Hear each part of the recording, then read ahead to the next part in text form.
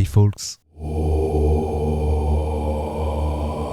Ce soir, j'ai le plaisir de partager avec vous La tourbière hantée de Howard Phillips Lovecraft. Dennis Barry est parti, pour quel effroyable et lointain royaume, je l'ignore. J'étais là pendant la dernière nuit qu'il a passée parmi les hommes, et je l'ai entendu hurler au moment où la chose est venue le prendre. Mais en dépit de recherches longues et minutieuses, personne dans le comté de Meath, ni les habitants, ni la police, n'a jamais pu retrouver sa trace, ni celle des autres. Et maintenant, je frémis de terreur en entendant coasser les grenouilles dans les marais ou en me trouvant au clair de lune dans un endroit isolé. C'est en Amérique, où il avait fait fortune, que je m'étais lié avec Dennis Barry et que je le félicitais vivement lorsqu'il racheta le vieux château de Kildare, endormi près de la tourbière. Jadis, au temps où ils étaient les maîtres de Kildare, ses ancêtres avaient habité ce château bâti par eux, mais il y a bien longtemps de cela, la vaste demeure, vide depuis des générations, tombait lentement en ruine. Barry m'écrivit souvent après son retour en Irlande. Sous sa direction, disait-il, les tours se remettaient debout une à une, et le château de pierre grise retrouvait son antique splendeur. Le lierre grimpait comme autrefois le long des murs restaurés, et les paysans le bénissaient pour avoir, avec son or gagné au-delà des mers, ramené le bon vieux temps. Mais un jour, les ennuis vinrent, et au lieu de le bénir, les paysans s'enfuirent, comme pour échapper à une malédiction. C'est à ce moment qu'il m'écrivit pour me prier d'aller le voir. Il était bien seul dans le château, personne à qui parler, à part les nouveaux domestiques et les ouvriers du Nord qu'il avait fait venir.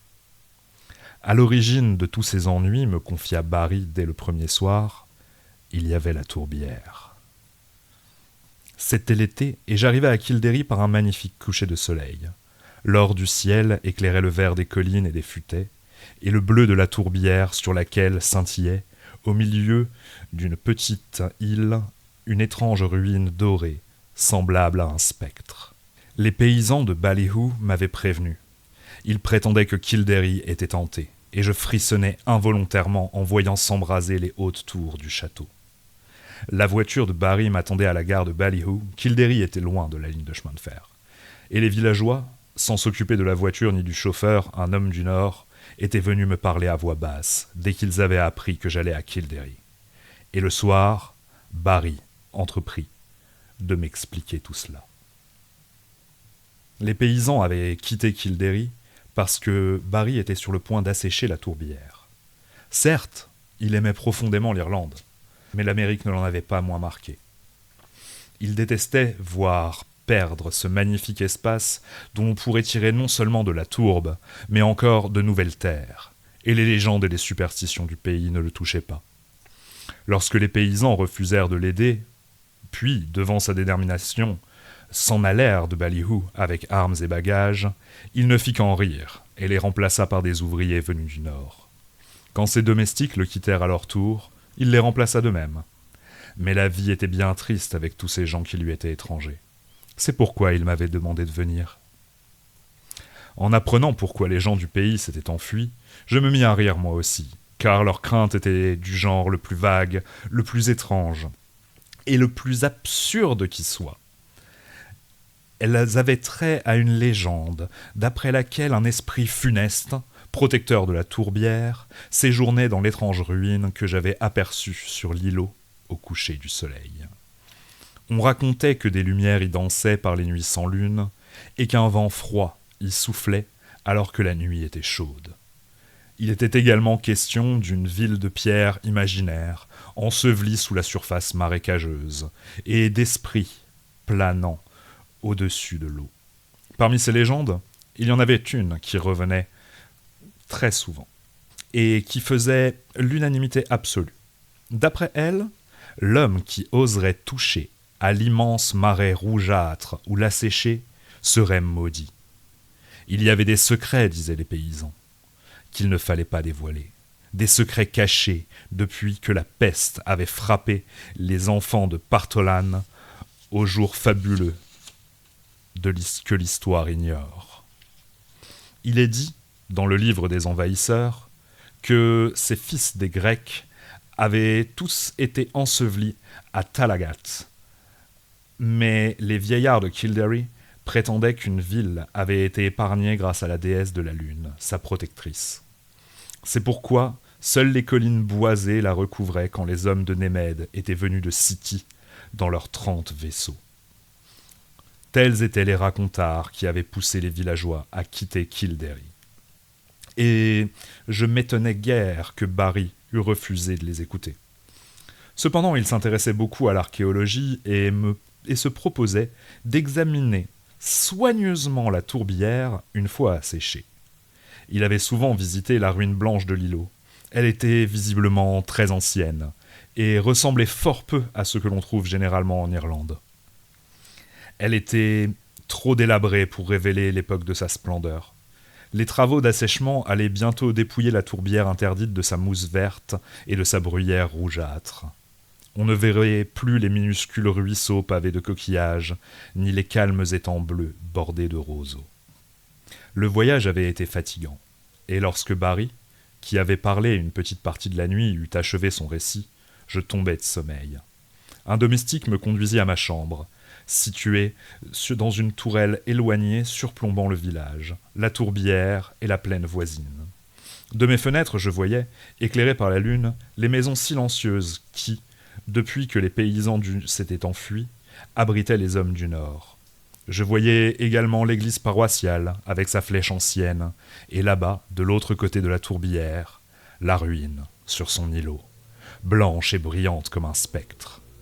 Au moment de m'endormir, je crus entendre au loin de faibles sons primitifs et vaguement musicaux qui, par l'état d'agitation où ils me mirent, influencèrent mes rêves. Mais le lendemain, à mon réveil, je fus convaincu que je m'étais trompé, car les visions que j'avais eues étaient bien plus extraordinaires que les sons d'un pipeau dans la nuit. Fasciné par les légendes que Barry m'avait rapportées, j'avais erré en songe dans une ville imposante, située dans une vallée fertile où tout, rues et statues de marbre, villes et temples, sculptures et inscriptions, attestaient la gloire de la Grèce. Quand je racontais mon rêve à Barry, nous en rîmes tous les deux, mais c'était moi qui riais le plus fort. Lui-même était préoccupé.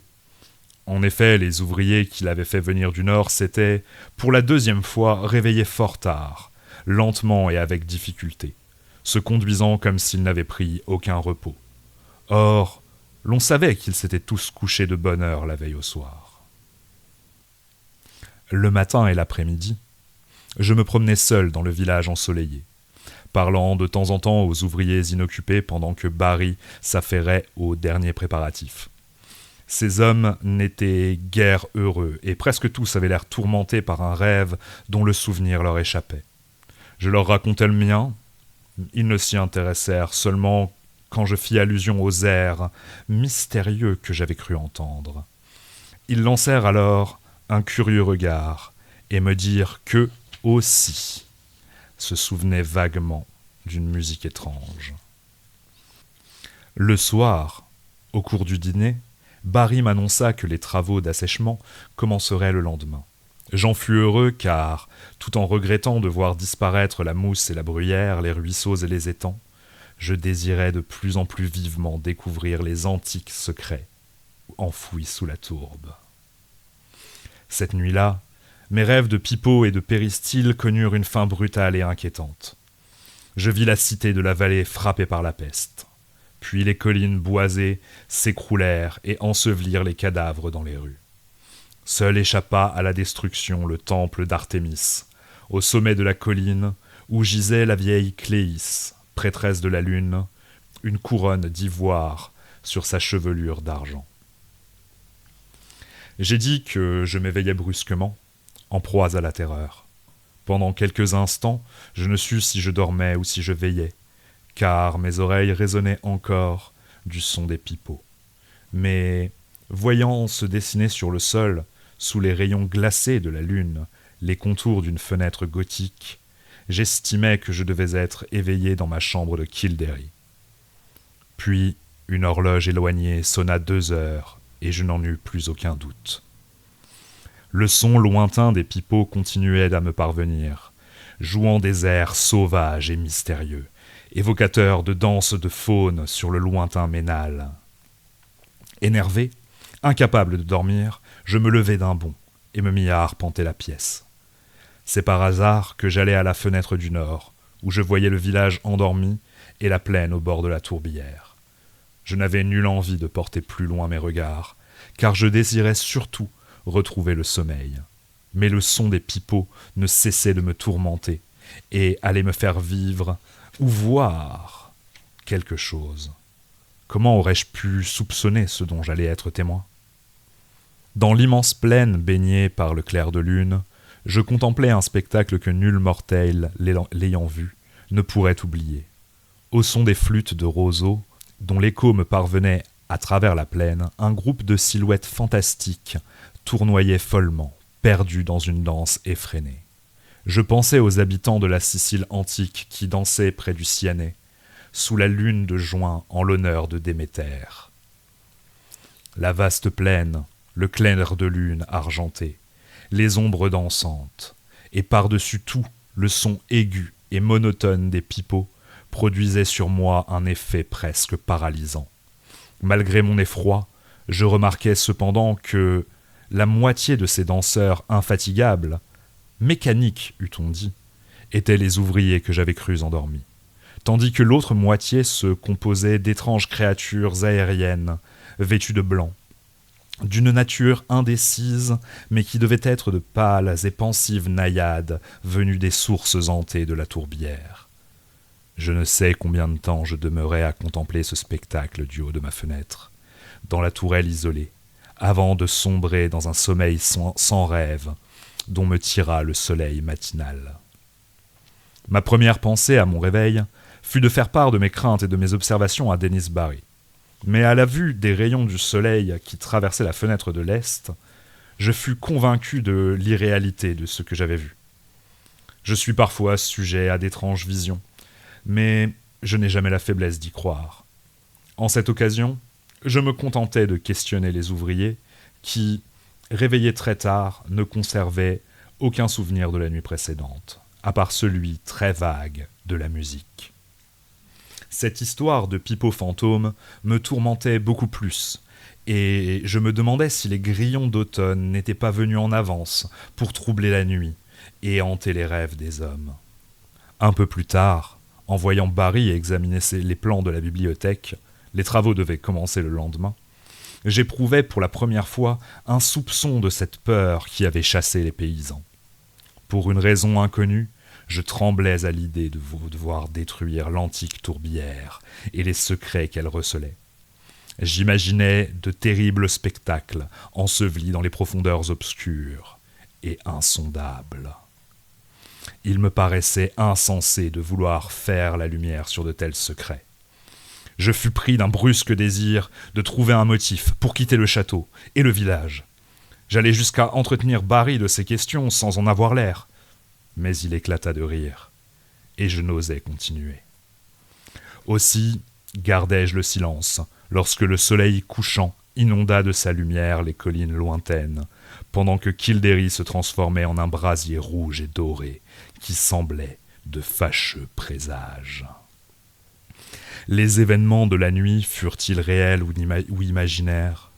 Je ne le saurais jamais avec certitude. Ils dépassent incontestablement tout ce que l'on peut imaginer sur Terre ou dans l'univers. Mais comment expliquer normalement ces disparitions que personne n'ignore plus maintenant ? Je me retirai de bonne heure, vaguement alarmé, incapable pendant un long moment de retrouver le sommeil dans le mystérieux silence de la tour. Il faisait très sombre, car la lune était à son décours et ne devait pas se lever avant le petit matin. Étendu sur mon lit, je pensais à Dennis Barry et au sort qui attendait la tourbière une fois le jour venu.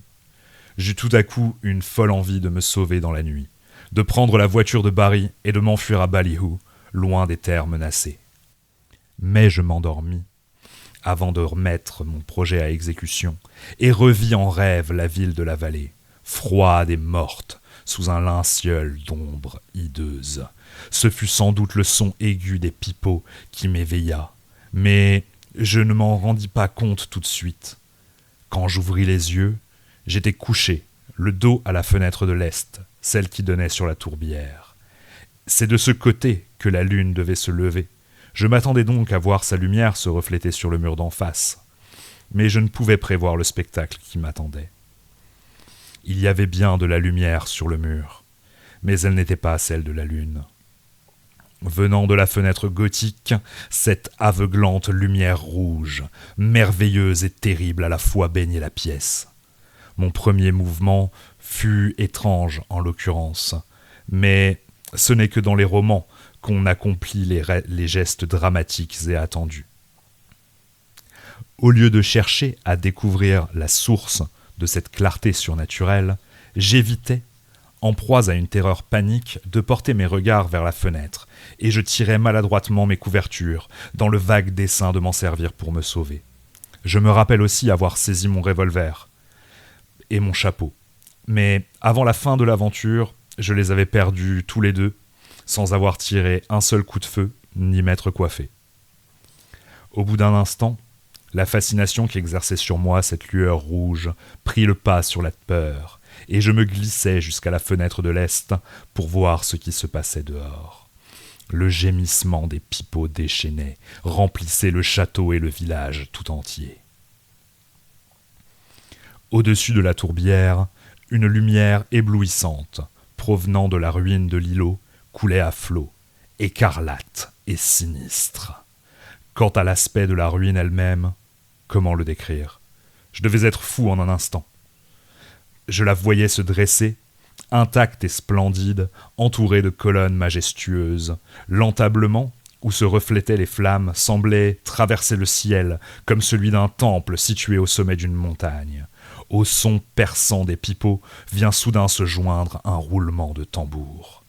Étreint par l'angoisse, je crus discerner des formes dansantes dont la silhouette grotesque se détachait sur le marbre lumineux.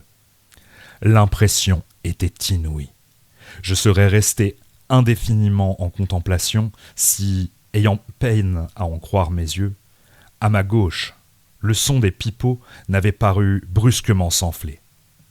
Tremblant d'une peur curieusement mêlée d'extase, je traversai la pièce circulaire pour aller à la fenêtre du nord, où l'on découvrait le village et la plaine.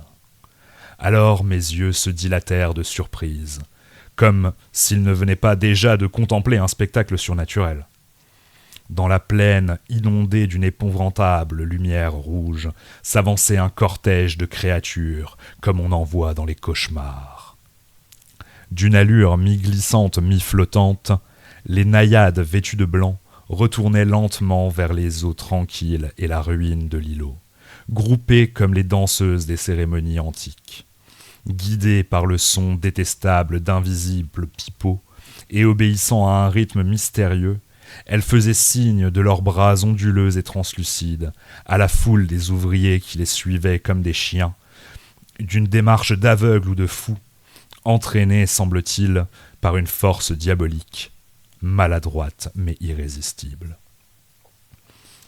Au moment où les naïades, dans leur marche inexorable, approchaient de la tourbière, je vis sortir du château par une porte située très au-dessous de ma fenêtre une nouvelle file d'êtres zigzagant et titubant tels des hommes ivres. Ils traversaient à tâtons la cour et une partie du village et rejoignirent dans la plaine la colonne trébuchante. En dépit de la distance, je reconnus aussitôt les domestiques venus du nord.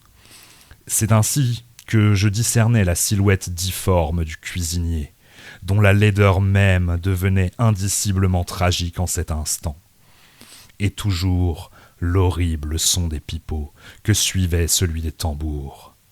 Arrivés près de l'eau, les naïades y entrèrent une à une, gracieuses et muettes, et les autres, sans ralentir un instant, les y suivirent maladroitement, et disparurent dans un jaillissement de bulles malsaines, à peine visibles dans cette lumière écarlate.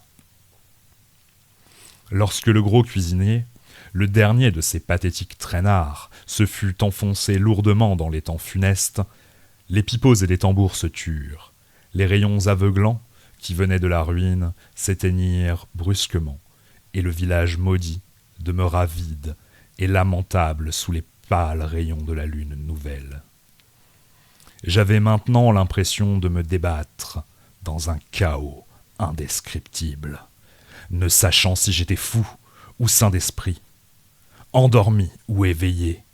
Je ne fus sauvé que grâce à un engourdissement miséricordieux. Je crois m'être donné le ridicule d'adresser des prières à Artémis, Latone, Déméter, Perséphone et Pluton. Tous les souvenirs classiques de ma jeunesse me remontaient aux lèvres, et l'horreur de la situation faisait renaître en moi des superstitions bien cachées. Je me rendais compte que j'avais été le témoin de la disparition totale d'un village, et que je savais que j'étais le seul dans le château avec Denis Barry, dont l'audace était à l'origine de cette malédiction. En pensant à lui, de nouvelles terreurs m'assaillirent, et je me laissai tomber à terre, non pas évanoui mais accablé. Puis je sentis le vent glacial qui entrait par la fenêtre de l'est, et, du côté où s'était levée la lune, tout à coup, j'entendis au-dessus de moi des hurlements qui ne tardèrent pas à atteindre une intensité et un caractère tel que les mots me manquent pour les décrire. Et que je suis si près de m'évanouir en y pensant. Tout ce que je puis dire, c'est que l'être qui les poussait avait été naguère mon ami. Le vent, sans doute, et les hurlements me firent revenir à moi en cet instant atroce. Je me souviens ensuite d'une course folle par des salles et des corridors noirs comme l'encre, et, la cour une fois traversée, d'une fuite éperdue dans la nuit. On me retrouva à l'aube, errant au voisinage de Ballyhoo. Mon esprit était égaré, mais les horreurs que j'avais vues ou entendues d'abord n'étaient pas ce qui me tourmentait le plus. Quand lentement je reviens à moi, je fis allusion à 2 faits qui s'étaient produits au cours de ma fuite. 2 faits sans signification et qui pourtant continuèrent à me hanter quand je suis seul près d'un marécage ou la nuit au clair de lune.